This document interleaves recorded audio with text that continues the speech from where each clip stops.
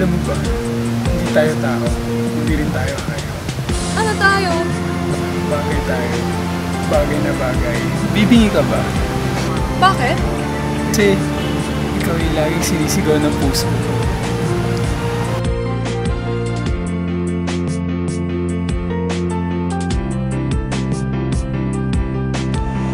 Uy, sorry na. Kanina ako. Kanina. Let's define kanina.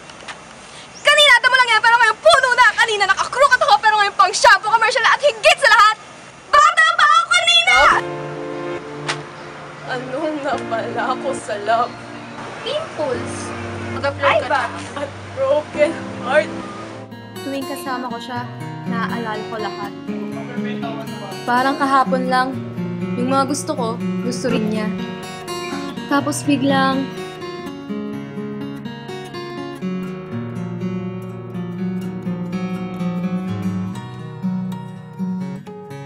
at kahit hindi rin man kami naging sa huli, siya pa rin ang first love ko.